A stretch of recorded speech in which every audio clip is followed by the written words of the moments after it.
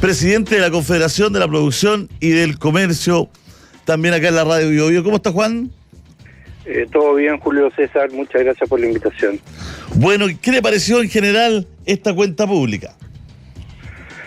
Bueno, mira, como toda cuenta pública tiene muchos ejes de planteamiento en materia de temas sociales, en educación, en trabajo, en sistema de cuidado, conectividad digital, económico, político. Yo, en lo personal, creo que fue un discurso muy político, donde el presidente se manifiesta o plantea cuáles son aquellos procesos de transformación que él quiere llevar adelante, él y su gobierno, y plantea diferentes aspectos de cómo o cuándo hacerlo.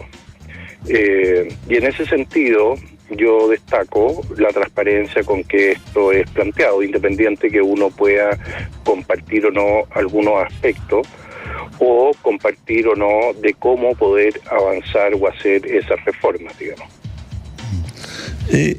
Mucha gente, Dios Juan, se preguntaba cuando terminó el presidente, ¿de dónde va a sacar tanta plata el presidente para esto? El presidente ha dicho que ahí está la reforma tributaria. ¿Con qué ojo ve esto usted? ¿La está esperando con ansia? Bueno, mira, Julio, tú de alguna forma eres un profesional, eres un empresario igual que yo, y sabes lo importante que es que haya estabilidad, terreno fértil, que haya mucha inversión para hacer y generar empleos de calidad, que hayan impuestos, que eso permita cohesión social, pero sobre todo, más que hablar de tasas de impuestos, lo que siempre funciona más y mejor es a través del desarrollo y el crecimiento, es donde se produce la mayor caudal de recaudación fiscal.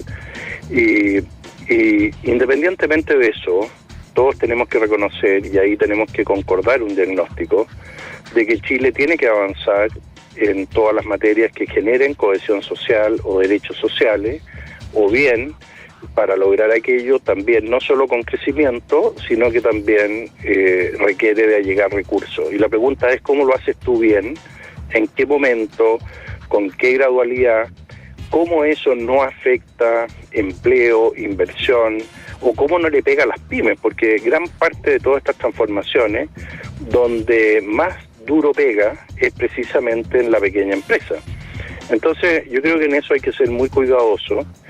Y si el horizonte es llevar a Chile al desarrollo, es tratar de salir de la media de Latinoamérica y es irnos a un país como España o Portugal o Finlandia o Nueva Zelanda, yo creo que eso tiene que tener gradualidad, porque los países alcanzan mayor productividad, menores horas de trabajo de las personas, más crecimiento, más cohesión, más beneficios sociales en la medida que hay estabilidad y crecimiento. Un poco lo que pasa, por ejemplo, en países como Alemania o países como Portugal. O sea, aquí creo yo que hay que hablar de un conjunto de cosas. Y hay un tema que el presidente se refirió y hizo mención a los acuerdos que llevó adelante el presidente Lagos en su periodo como presidente de Chile.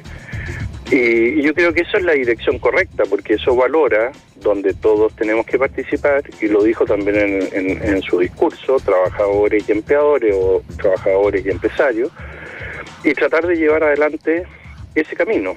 Y ahí yo creo que hay mucho que avanzar, hay mucho que discutir y hay mucho que hacer.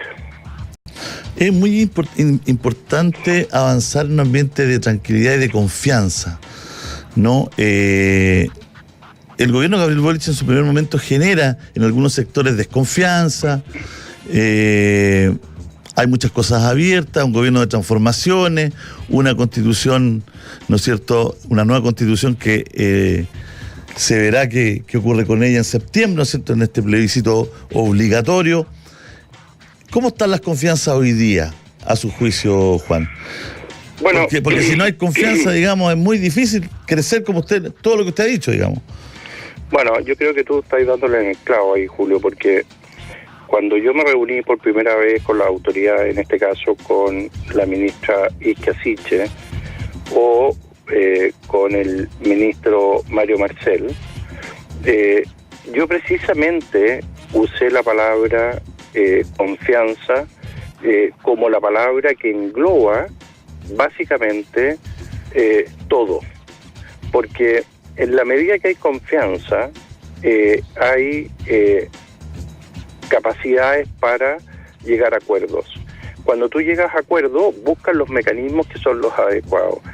Cuando tú lo haces con pragmatismo, con racionalidad, es mucho más fácil. Cuando tú te enfrascas en paradas, por decirlo en forma bastante común de la palabra, en paradas ideológicas, doctrinarias, es donde se producen precisamente aquellas polarizaciones que no hacen que el país avance. Y en parte, lo que nosotros tenemos, por ejemplo, en la reforma de pensiones, llevamos exactamente 15 años dándole la vuelta al perno y no hemos logrado llegar a acuerdos. Entonces, yo, por ejemplo, que he estado trabajando con la ministra Janet Jara y en el Consejo Superior Laboral junto a la CUT, nos hemos propuesto tratar de mirar esto de la forma más pragmática posible, que además sea, por lo menos en la parada que estoy yo, de cara a la ciudadanía, a lo que la ciudadanía también espera de esto, que no son solo mejores pensiones, sino que protección a su ahorro, la libertad de elegir, y un montón de aspectos que hacen de que eso se pueda materializar. Y yo creo que eso es muy importante, porque en la medida que tú vas encontrando acuerdos, y que a veces algunos se condicionan a ciertas circunstancias. Te pongo un ejemplo. En el sueldo mínimo, que yo siempre dije que Chile estaba en condiciones de avanzar en eso, se establece un umbral de un sueldo ahora, sube a 400.000 pesos en cierta fecha, y después se establece de que si la inflación es más allá de un 7%, se va a volver a reajustar a 410.000 pesos. Entonces yo digo, si nosotros queremos tener un país desarrollado, bueno, si vamos a hacer una reforma laboral, ¿en qué momento, con qué gradualidad, con qué flexibilidad, con qué sistema de adaptabilidad laboral como tienen los países desarrollados y cómo avanzamos ahí? O, por ejemplo, en materia tributaria.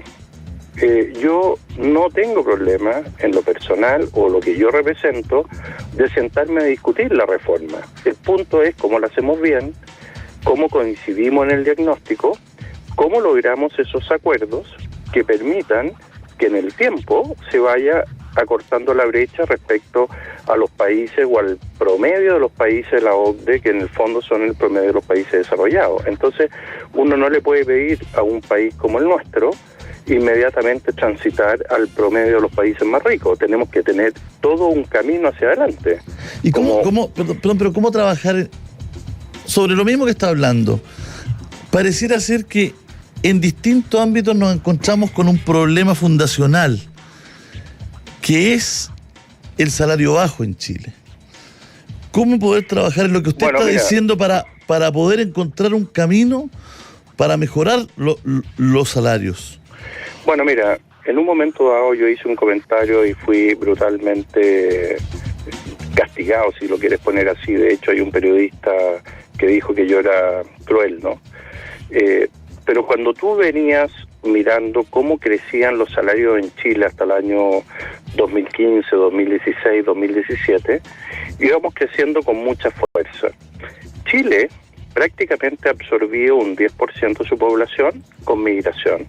Eso significa que hay una migración muy fuerte. Hoy día tenemos casi 2 millones de migrantes que presionan a la sociedad en su conjunto. Chile no estaba preparada para eso. Y por otro lado también presiona el crecimiento de los salarios, porque hay más disponibilidad, hay más personas, hay muchas de ellas que tienen precariedad en términos de su formación y por lo tanto detienen el crecimiento de los salarios. Entonces, ¿cómo tú puedes contrarrestar aquello? A mi juicio, con más crecimiento, más desarrollo, más estabilidad y también eso asociado a protección social, y otros mecanismos. Es lo mismo que nos pasa, por ejemplo, Chile casi había alcanzado un número muy menor de campamentos.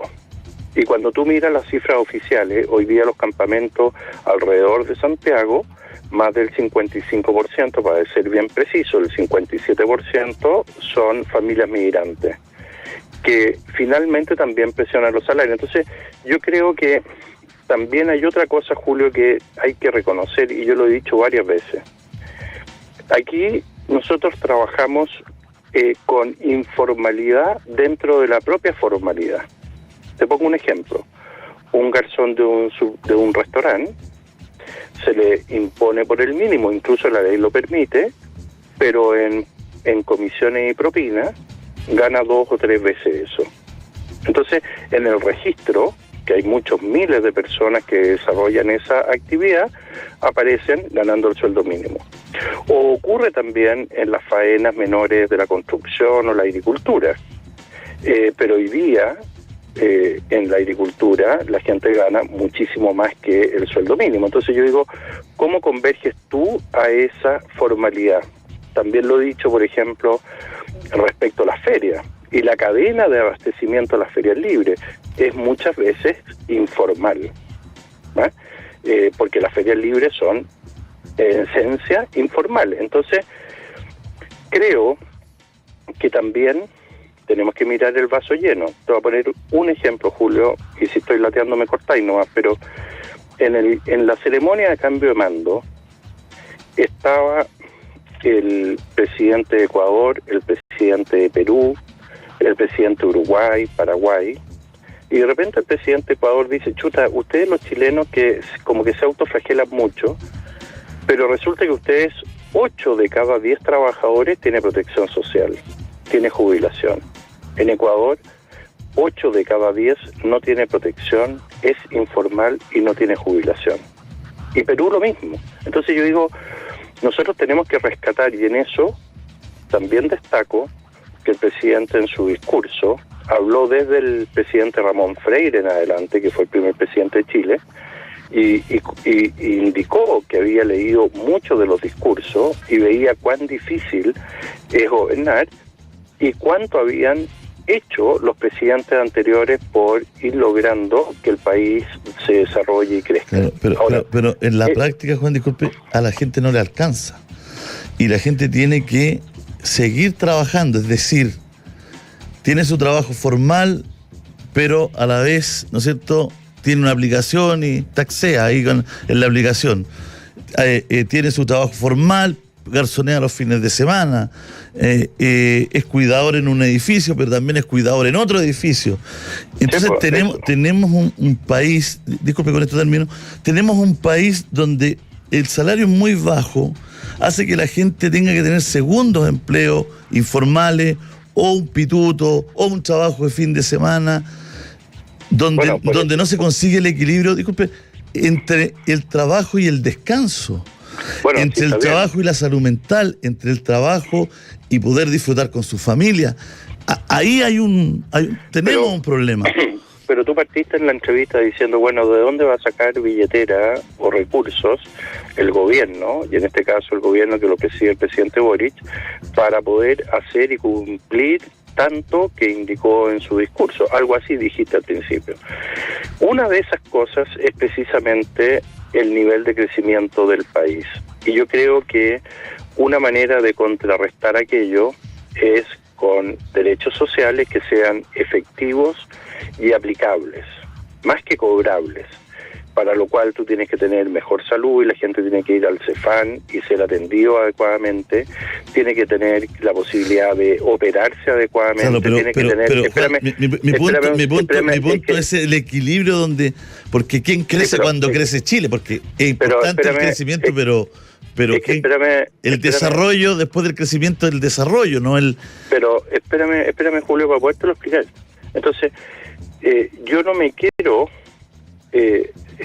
salir de tu pregunta directa, pero te quiero poner ejemplos.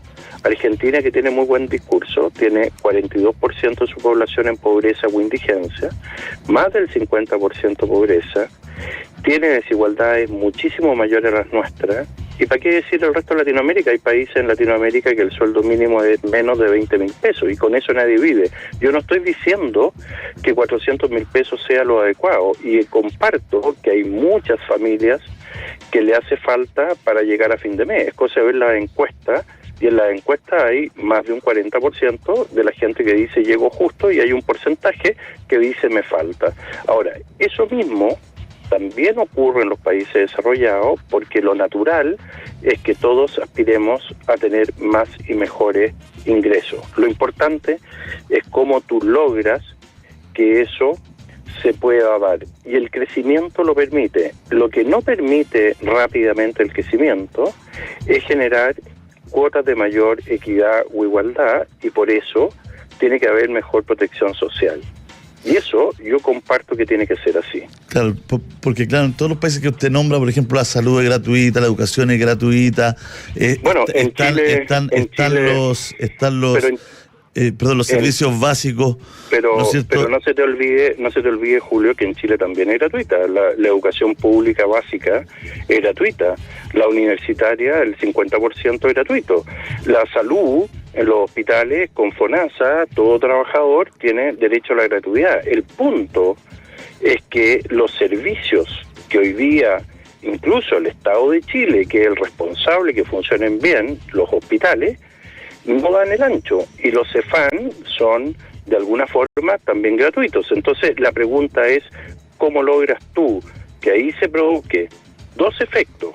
A llegar más recursos, que eso es impuestos y crecimiento, y segundo, gestión, porque la gestión es lo que permite que eso funcione bien. Sí, entonces, si en eso estamos de acuerdo. Sí, yo le ponía estos ejemplos porque en el fondo, más que el monto, ¿no es cierto?, es el valor que tienen estos. Por eso hablaba de crecimiento y desarrollo, que es fundamental, pero el tema en la práctica, y por eso me gusta ir a la práctica, ¿no es cierto?, que usted hablaba de la encuesta, pero los datos, la gente le cuesta llegar a fin de mes. Chile es un país caro, digamos. Las utilidades del retail son impresionantes, ¿no? Uno las lee acá, en un país con inflación, en un país donde la gente llega con poquito. Sí, pero es que ahí seamos bien precisos, Julio, porque por favor.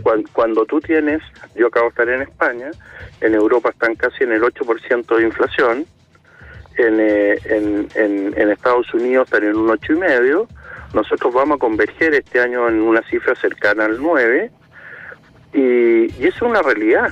Ahora, las empresas también hay que medirlas sobre la rentabilidad dependiendo de su patrimonio. Entonces, puede ser que en un momento dado tú veas que son muchos cientos los que puede ganar una empresa, y es cierto.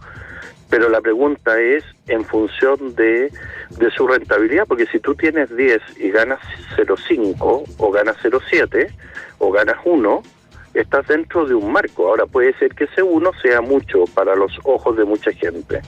Y en el caso de Chile, las empresas grandes están dentro de los estándares internacionales. Estamos muy concentrados, entonces, estamos muy concentrados. Tenemos mucha concentración. Es un problema en Chile la concentración. Hoy día, Julio, yo estaba con la Yanina Figueroa, que es la presidenta de una pyme, sí, y con Marco Rivas, que es el presidente de ASECH. Almorzamos juntos ahí en un café frente al Congreso, nos tomamos un café y nos comimos un churrasco. Y yo les decía, miren, si ustedes sacan las empresas reguladas, como son, por ejemplo, la aeronáutica, la línea aérea, la telefónica, el metro, sacan todas las empresas como los puertos, las carreteras que son reguladas, que requieren de muchísimo patrimonio, y tú las dejas fuera del esquema, la pyme prácticamente es casi un tercio de la economía del país respecto a las medianas y las grandes empresas. Ahora, yo soy de los que piensa que las pymes tienen que seguir desafiando a la economía. Pero tienen un 10% de la participación de mercado. No, porque ahí estáis mal. Primero, se habla de un 12 o 13, pero si tú miras las cifras del Servicio de Impuestos Internos al cierre de 2020, que te las puedo mandar, terminada esta entrevista, las pymes representan del total un 17%. Y si tú sacas las empresas reguladas, que jamás una pyme va a poder ser la Telefónica o Entel, ¿no es cierto?, o el Puerto de Valparaíso, si tú sacas las empresas reguladas, la participación de las pymes sube al 27-28% de la economía. Hay otros países donde es mayor, pero, ojo, que si yo miro, por ejemplo, mis empresas, que en Chile son grandes, a los ojos de los europeos, yo soy una pyme. Porque en Europa, una empresa que no supera los 50 millones de euros es una pyme. Y en Chile, una pyme es una empresa que vende hasta 4 millones. Entonces, la pregunta es, ¿cómo lo hacemos para compararnos? Porque muchas veces nos comparamos con los países de la OCDE, a veces nos clavamos el cuchillo, pero a veces nos estamos comparando peras con peras. Lo mismo pasa en materia de impuestos o lo mismo pasa en materia de seguridad social. Entonces, cuando tú haces las correcciones, no estamos tan mal. Sin embargo, tú tienes razón cuando dices hay mucha gente que no lo está pasando bien. Esa gente requiere de mejores servicios, mejor cohesión social, mejores ingresos, que esos son fruto del desarrollo del país, pero sobre todo protección social. Y yo también estoy de acuerdo en eso. La pregunta es cómo lo hacemos bien para que Chile siga avanzando y no se nos transforme en un país como Argentina, por ponerlo en un ejemplo. ¿Qué le parece lo de Metrogas, Juan? Me parece, primero, que tiene varias aristas. La primera es que hay una ley que reguló mal, que lo hizo el gobierno de la presidenta Bachelet. Después, esa misma ley, el ministro Llobet y el presidente Piñera manda al Congreso para corregir esto. El Congreso no lo toma y finalmente este gobierno al principio lo retira y presenta ahora, como dijo el presidente, va a presentar un nuevo proyecto. Eso, desde el punto de vista de la legislación, me parece que está mal. Del punto de vista de la legalidad, esto está bien, porque es legal. Del punto de vista del espíritu de la ley, está mal, porque la ley finalmente lo que le dice a Metrogas es, mire señor, usted vende este producto, tiene competencia, porque tiene el gas licuado, tiene la parafina, tiene otros elementos, la electricidad es competencia, pero sobre todo, como usted tiene una posición dominante, tiene una cierta regulación. Y de acuerdo a esa regulación, que es lo mismo que regula a las empresas concesionadas, usted puede tener ciertos niveles de rentabilidad. ¿Y qué es lo que hizo esta compañía? Tiene una empresa paralela, que la empresa paralela es la que hace la importación, se la vende, Metrogas cumple, pero está obteniendo una rentabilidad mayor que está de alguna forma no cumpliendo el espíritu de la ley. Y desde ese punto de vista me parece que es incorrecto, para ser bien franco. ¿Y no cree, o inadecuado. ¿Y no cree que en este ejemplo está un poco, ¿no es cierto? Porque ahí a estos 2 millones de usuarios de Metrogas le meten todos los meses la mano al bolsillo. ¿Podría esa gente vivir con un poquito más? Bueno, ya te estoy diciendo que me parece que es incorrecto, que me parece que es absolutamente inadecuado y además tiene un problema muy grave, que aquellos que estamos luchando por hacer mejor empresa, por demostrar que la empresa es importante para el desarrollo del país, por hacer empresa privada junto a los trabajadores y las trabajadoras, hechos de esta naturaleza que pasan en todas partes del mundo, ensucian. Y me parece que es inadecuado. Es lo mismo que pasa si el día de mañana un sacerdote comete un acto delictual, ensucia eso, o si un periodista lo llegara a hacer, o si el día de mañana cualquiera, un médico, una empresa, un político. Y yo creo que es bueno que mientras más transparencia haya en todos los aspectos y mientras más dura sea la legislación, mejor, porque hechos como estos... ¿Es muy blanda la legislación para hechos como estos? Mira, hoy día no, porque, por ejemplo, cuando se normó y se corrigió el financiamiento a la política, hoy día la ley es clarísima. Y no solo nivela la cancha, sino que también es muy dura para quienes la infringen. Segundo, la ley de libre competencia, que se modificó el año 2015 o 2016, esa ley es clarísima. El tipo que tiene un acto incorrecto, inadecuado, que está fuera de la ley, va preso, como va en Estados Unidos. Yo creo que en Chile no han pasado más casos que en cualquier parte del mundo. Yo te puedo enumerar muchos casos internacionales que tú los vas a recortar. Pero aquí, ¿quién ha estado preso? Yo parece que vive en otro país. Pero porque aquí no hay ni un político preso, Julio, aquí no hay ningún empresario. Aquí le dieron clases de ética, Julio, Juan. Pero espérate, es que no, déjame terminar. Entonces, cuando tú miras eso, y yo te estoy diciendo que la legislación no estuvo a la altura y que ya cambió el año 2015-2016, bueno, yo creo que gran parte del problema es porque las sanciones no fueron severas.